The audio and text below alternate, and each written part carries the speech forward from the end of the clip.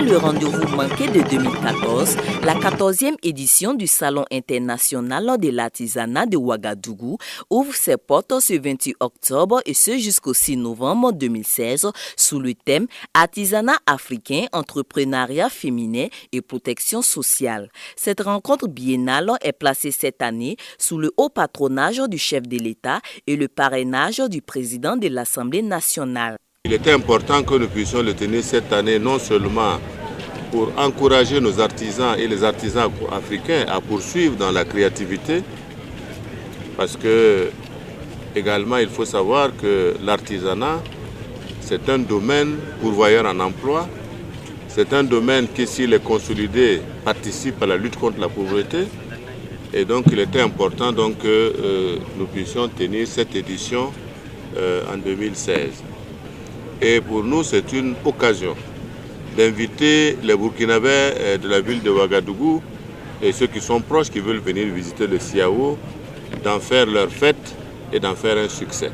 Cette 14e édition cadre parfaitement avec la volonté du président d'innover et de prendre en premier lieu la question sociale, notamment la situation économique de la femme artisane, pour en faire un levier, un cheval de bataille pour transformer le CIAO en une structure non seulement culturelle, mais surtout une structure génératrice d'emplois pour la jeunesse et pour notre peuple.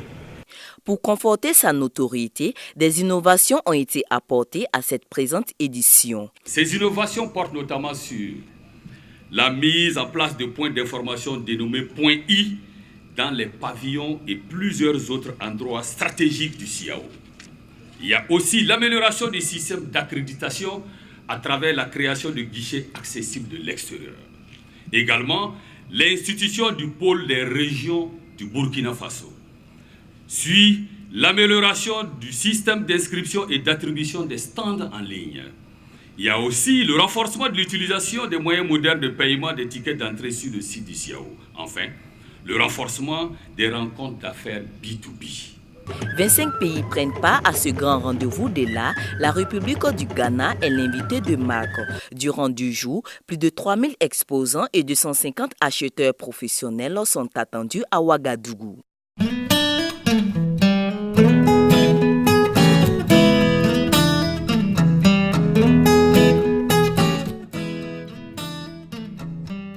Le Premier ministre Paul Kabat-Thiéba était ce jeudi 27 octobre 2016 à Dori, chef-lieu de la région du Sahel. C'est dans le cadre de sa tournée de communication sur le plan de développement économique et social PNDS. Avant l'intervention du chef du gouvernement, c'est le maire de la commune de Dori et du représentant des associations pour la vulgarisation du programme présidentiel qui ont souhaité la bienvenue au Premier ministre et sa délégation à Dori. Face à face avec les forces vives de la région du Sahel, Paul Kabat-Thiéba a expliqué de long en large le nouveau référentiel de développement du Burkina, initié par la coordination des mouvements et associations pour la vulgarisation du programme du président Roch-Marc Christian Kaboré. Paul Kabat-Thiéba a expliqué les 3 axes du nouveau référentiel de développement, à savoir l'amélioration de la gouvernance, le renforcement du capital humain et la transformation structurelle de l'économie. L'amélioration de la gouvernance. Le 2e axe, c'est le capital humain. Et le 3e axe, c'est la transformation structurelle de l'économie. Dans la réforme des institutions et la modernisation de l'administration, il y a 3 objectifs stratégiques. Le premier objectif stratégique, c'est promouvoir la bonne gouvernance politique et administrative. Le deuxième objectif stratégique, c'est promouvoir la bonne gouvernance économique. Et le 3e objectif stratégique, c'est renforcer la décentralisation et promouvoir la bonne gouvernance locale. Si je prends le cas de la bonne gouvernance politique et administrative, ça veut dire quoi? Il faut renforcer la démocratie, les droits humains, la justice et la paix. Il faut renforcer la défense pour que les terroristes ne viennent plus ne viennent plus perturber la quiétude des populations donc, de la région du Sahel. D'un coût total de 15 400 milliards de francs CFA, le PNDS entend créer 50 000 emplois par an et booster le taux de croissance du PIB à 8% en moyenne les 5 ans. Convaincu que le PNDS est le remède aux différents maux de notre pays et qu'il permettrait de régler définitivement la question de l'emploi des jeunes, Paul Kabat-Thiéba a souhaité l'adhésion de la population du Sahel et du peuple burkinabé tout entier pour sa mise en œuvre. C'est avec attention et beaucoup d'intérêt que la population de la région du Sahel a suivi la communication du chef du gouvernement sur le PNDS à travers les différentes questions posées. Non seulement la population est sortie nombreuse pour nous écouter, mais elle a également participé de manière très active à la discussion. C'était vraiment un échange. Nous avons exposé le pourquoi du plan national de développement économique et social pour répondre donc aux ambitions d'émergence et de développement donc, du Burkina Faso. Et nous avons également exposé les axes fondamentaux du plan national de développement économique et social. Et les populations se sont appropriées le plan national de développement économique et social. Et je m'en suis aperçu à travers la richesse des questions. Il y a eu beaucoup de questions qui ont été posées.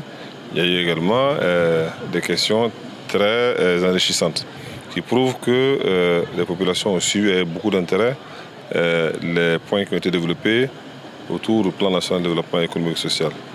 Alors, les questions m'ont donné l'occasion de préciser davantage les objectifs du plan national de développement économique et social, les modalités de mise en œuvre du plan national de développement économique et social, également le financement du plan national de développement économique et social. On m'a donné également l'occasion de rentrer dans certaines politiques sectorielles, notamment la question donc de la productivité du secteur agricole, la question de l'éducation, la question de l'emploi des jeunes, la question de l'employabilité des femmes et de l'entrepreneuriat féminin. Les questions m'ont permis donc d'approfondir les options qui ont été prises dans le PNDS pour toutes ces problématiques sectorielles. Et les questions m'ont également donné l'occasion de donner le point de vue du gouvernement sur les préoccupations locales. Par exemple, la question de la sécurité. La question de la sécurité, comme vous le comprenez, ne pouvait pas être absente donc, de ce débat. Donc là aussi, nous avons eu l'occasion d'échanger avec les populations sur la question de la sécurité. Nous avons exhorté à garder la sérénité, à garder confiance au gouvernement, sur la capacité donc, du gouvernement, et sur le leadership du président Roch-Marc Christian Kaboré à faire face à la menace. Nous avons demandé aux populations de rester courageuses et stoïques, parce que toute autre attitude donnerait donc la victoire à ceux qui cherchent à déstabiliser le Burkina Faso, mais ils n'y réussiront pas. Parce que les Burkinabés sont un peuple courageux, un peuple combatif, et je pense que j'ai été entendu. Les populations ont compris que face à la menace terroriste, il faut que nous soyons unis, il faut que nous soyons courageux et que nous nous battions pour assurer la sécurité du pays avec le gouvernement. C'est avec confiance que Paul Kabat-Thiéba et sa délégation ont regagné Ouagadougou avec espoir que son message a été entendu et accepté.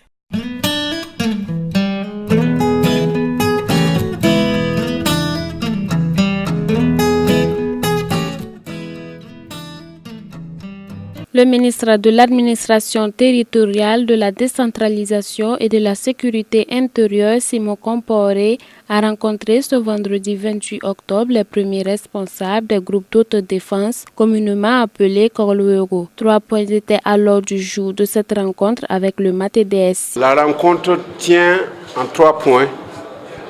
D'abord, c'est pour dire toute notre satisfaction par rapport à un certain nombre d'opérations qui se sont déroulées il y a les semaines passées.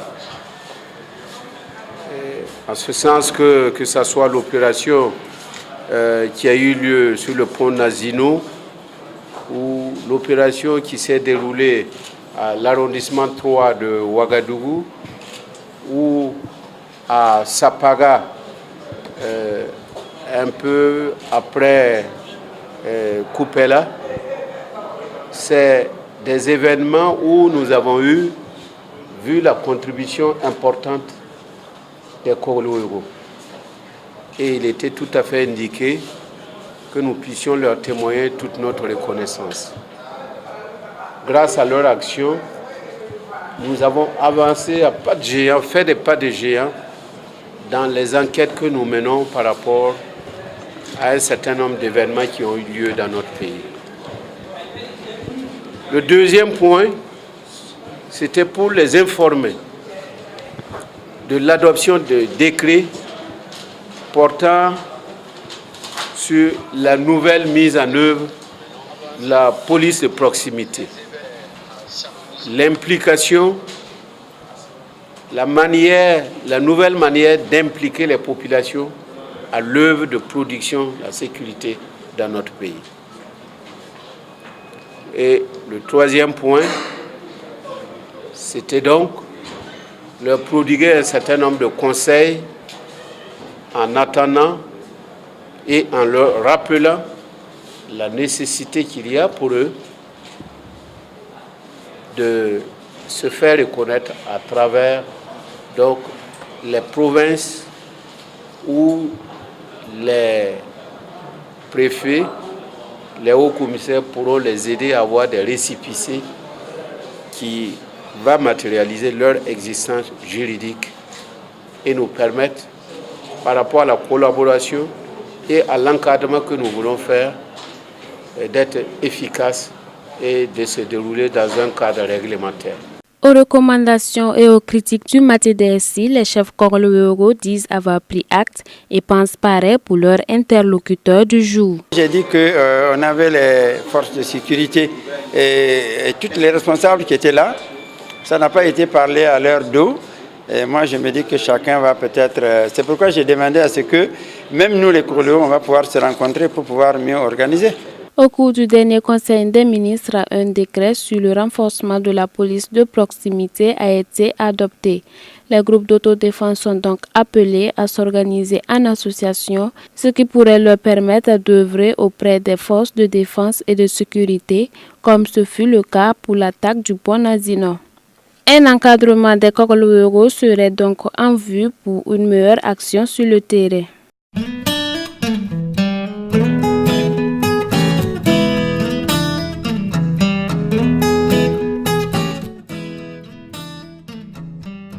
Ces visages vous sont très familiers. Ces acteurs, réalisateurs et producteurs du cinéma africain ont répondu nombreux à cette conférence qui annonce les couleurs de la 25e édition du Festival panafricain du cinéma et de la télévision de Ouagadougou, FESPACO 2017. Présent à cette cérémonie de dévoilement du visuel, le ministre de la Culture, des Arts et du Tourisme promet relever tout défi qui s'impose afin que la 25e édition soit un plein succès.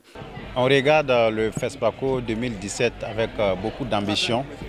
Le FESPACO a pratiquement un demi-siècle d'existence et à travers la présentation du visuel qui vient d'être fait avec la présence du baobab, c'est l'âge de la maturité, l'âge de la sagesse, l'âge de la résistance. Nous avons un certain nombre de contraintes financières et matérielles, mais on ne doit jamais oublier que l'avion décolle contre le vent. Et contre le vent, nous allons relever le défi de l'organisation avec succès de cette 25e édition du FESPACO. Sans avoir rien dévoilé de précis, le ministre assure que des dispositions ont d'ores et déjà été prises pour assurer le volet sécuritaire.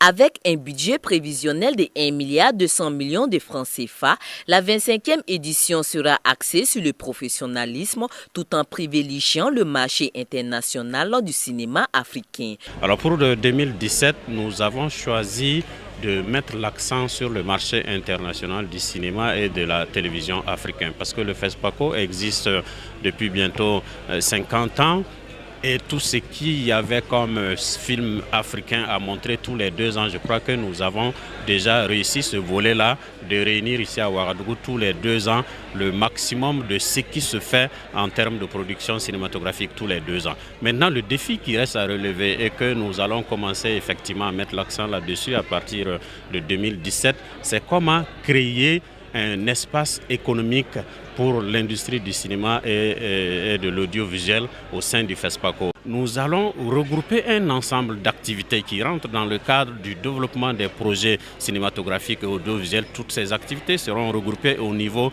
du marché pour donner une force économique au FESPACO et faire en sorte que des professionnels puissent se retrouver dans cet espace-là dans la journée pour discuter de thèmes qui seront préalablement établis par rapport, par exemple, à la question du financement, par rapport à la question de la diffusion, par rapport à la question de la production, et aussi organiser des ateliers et des masterclass pour renforcer les capacités, surtout des jeunes créateurs. Ce sont environ 600 à 700 films qui sont attendus à la date butoir du 21 novembre 2016. Notons que la 25e édition du FESPACO se tiendra du 25 février au 4 mars 2017 sous le thème « Formation et métiers du cinéma et de l'audiovisuel » avec la République de Côte d'Ivoire comme pays invité d'honneur.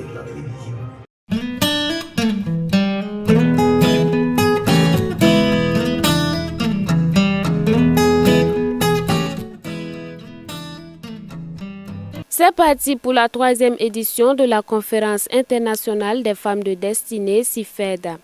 Après le rendez-vous manqué de 2014, la présente édition était fortement attendue par ces femmes venues des 4 coins du monde pour communier avec leurs sœurs du Burkina.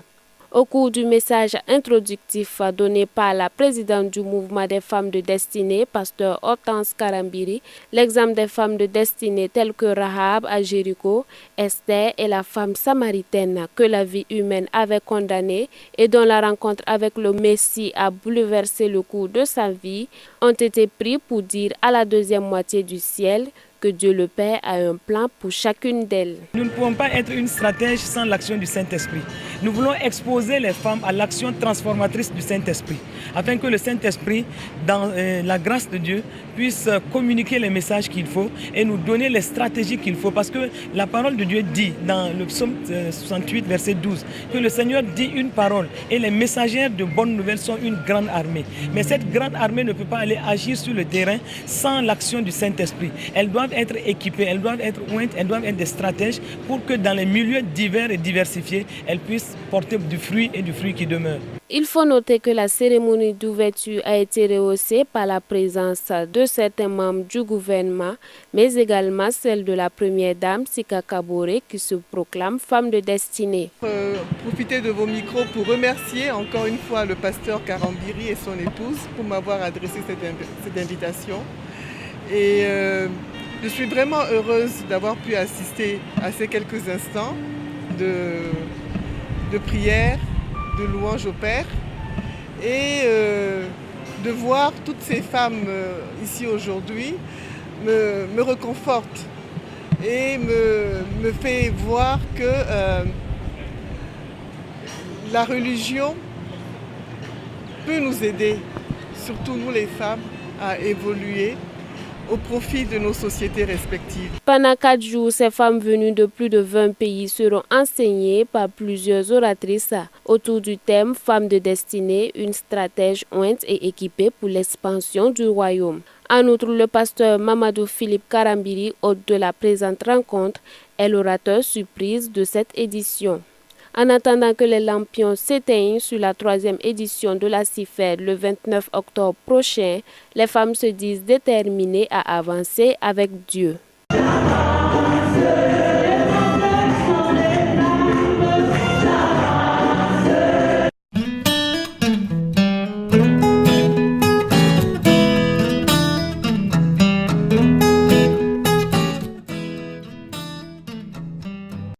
Le gouvernement présent du Burkina Faso travaille à remettre en cause la plupart des acquis engrangés. Ce sont là les mots de la coordination des comités de défense et d'approfondissement des acquis de l'insurrection CEDAIP. À quelques jours de la commémoration du 2e anniversaire de l'insurrection, les CEDAIP réclament vérité et justice pour les martyrs de l'insurrection et de la résistance populaire. Nous les rappelons à revenir très rapidement à cette situation où on pourra avoir la vérité et la justice en ce qui concerne les martyrs de l'insurrection, en ce qui concerne les martyrs de la résistance. Parce que tout ce qui est fait jusqu'à présent ne nous rassure guère sur une véritable volonté des autorités à nous donner cette vérité et cette justice-là. Et nous disons également à tous ceux qui sont en train de mener campagne pour un pardon ou une quelconque réconciliation sans justice et sans vérité qu'ils sont en train de pécher à nos troubles. Cette situation ne pourra qu'aggraver les tensions et les fractures. Parce que tant qu'il y a des rancœurs dans nos cœurs, et s'il n'y a pas de vérité et de justice, on ne pourra jamais aller à un pardon et à une réconciliation. En croit la coordination, la situation socio-économique du pays est catastrophique. À cela s'ajoute l'instauration d'un climat discriminatoire. La situation socio-économique aujourd'hui est pourrie. Vous voyez qu'il y a des entreprises qui ferment, ce qui entraîne bien entendu des licenciements, des chômages de fait et des populations et des familles qui ne peuvent plus avoir à manger et qui se retrouvent en tout cas à gonfler le rang des chômeurs et des misérables. Ça pose véritablement problème. Et lorsque vous mettez en place des commissions d'enquête, comme l'a demandé l'autre, la différence avec l'audit, et que vous n'êtes pas en mesure d'aller jusqu'au bout du travail pour sanctionner tout le monde, vous faites la sélection, ça pose un véritable problème. Et c'est cette discrimination qui existait au camp de Blaise Compaoré qui avait entraîné toutes les rancœurs là qu'on est en train de travailler à installer encore de nouveau. Je pense qu'ils ont battu campagne autour d'un programme, ils ont été élus, qu'ils travaillent à dérouler leur programme et qu'on voit véritablement si ce programme-là peut résoudre les préoccupations du peuple. Yacouba Kientiga et ses camarades invitent alors le pouvoir actuel au réveil. En clair, la coordination des CEDAIP de la ville de Ouagadougou appelle les Burkinabés à exiger la justice pour les martyrs, la sécurisation des populations et de leurs biens, l'inscription dans la future constitution du droit du peuple à l'insurrection et le départ des bases et forces militaires étrangères présentes sur le territoire burkinabé.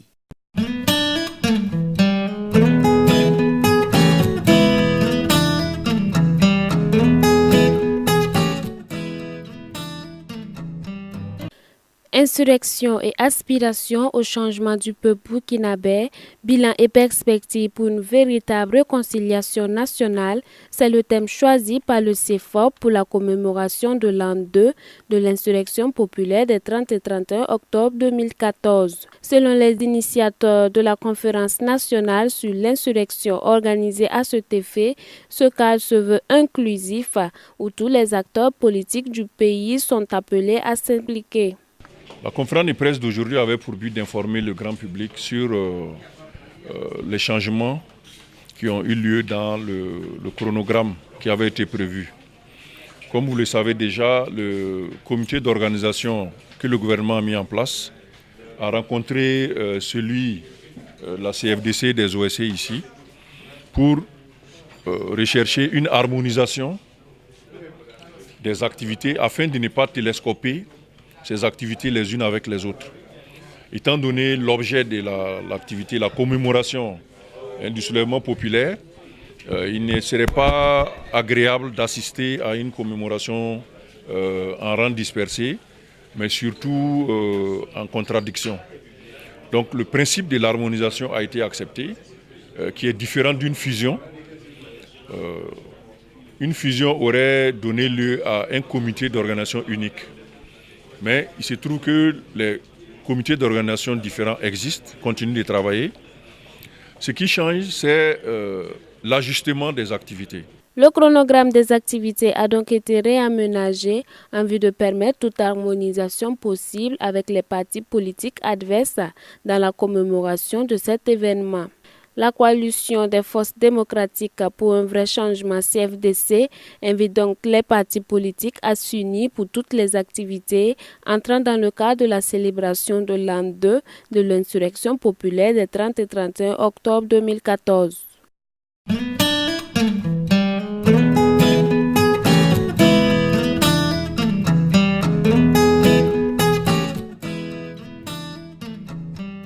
ministère du Développement de l'économie numérique et des postes a organisé un atelier de validation de la politique nationale de développement numérique. C'est le secrétaire général du ministère du Développement de l'économie numérique et des postes, représentant Madame le ministre, qui a donné le top départ de cet atelier. L'élaboration de cette politique nationale permettra de faire une projection de l'économie numérique du Burkina Faso à l'horizon 2025. Il est convaincu que le développement des technologies de l'information et de la communication impactera fortement l'efficacité et l'efficience de tous les domaines d'activité. Son Excellence M. Marc Christian Kaboré, président du FASO, ambitionne dans son programme de gouvernance de faire du numérique un instrument au service du développement à travers le renforcement des équipements et infrastructures numériques, le renforcement des capacités des acteurs, la promotion et l'usage des technologies de l'information et de la communication. Dans ce sens, le 5 février 2016, Son Excellence Monsieur le Premier ministre a précisé dans sa déclaration de politique générale que les technologies de l'information et de la communication constituent un important vecteur de croissance économique si elles sont judicieusement déployées et efficacement utilisées.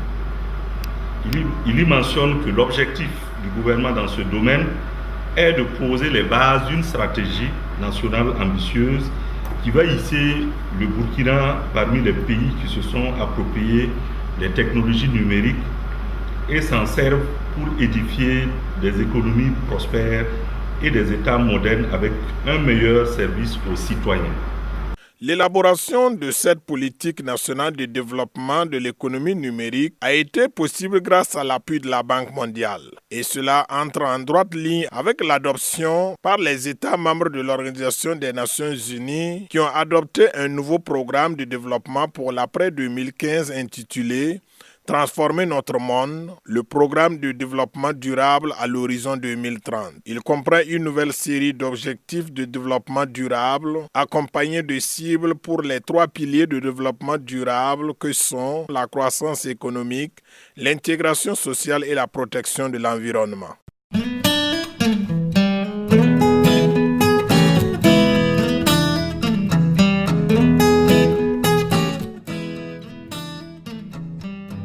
Paul Kabatieba était face à la presse ce lundi 24 octobre avec pour ordre du jour la présentation du Plan national de développement économique et social PNDS pour la période 2016-2020 et les stratégies de financement à cet effet.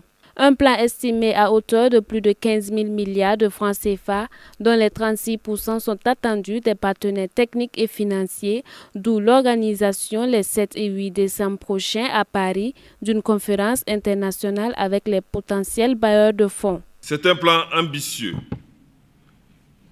élaboré à l'issue d'un processus participatif et inclusif qui vise à transformer en profondeur la structure de l'économie burkinabé. Cette démarche permettra de pallier les insuffisances structurelles du système productif national et d'assurer une croissance forte et inclusive aux moyens d'investissement publics et privés destinés à accroître substantiellement la productivité et la compétitivité de notre économie nationale. Le plan national de développement économique et social fera émerger une économie moderne, basée sur un secteur primaire compétitif et des industries de transformation et de services dynamiques. L'objectif d'ici 2020 est d'atteindre un taux de croissance moyen du PIB de 8%, de créer 50 000 emplois par an et de lutter efficacement contre la pauvreté. Le taux de pauvreté devant être ramené de 40,1% aujourd'hui à moins de 35% à l'issue donc du plan national de développement économique et social, soit en 2020. À la suite des questions des hommes de médias sur le suivi de la mise en œuvre du PNDS, le Premier ministre indique que des dispositions sont déjà prises en vue de permettre une clairvoyance dans les actions qui seront menées. Le gouvernement mettra en œuvre une politique responsable d'émissions sur le marché financier régional de l'UMOA et sur les marchés financiers internationaux.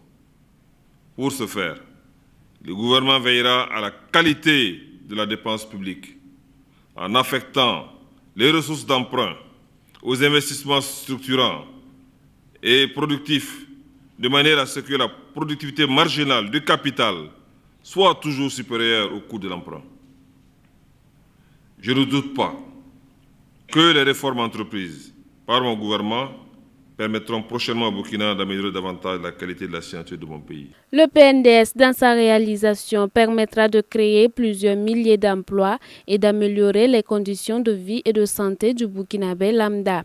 Cependant, face aux questions sécuritaires, le Premier ministre assure que cela n'entravera en rien le développement du Burkina Faso. En outre, il appelle le pays tout entier à la sérénité et à l'optimisme.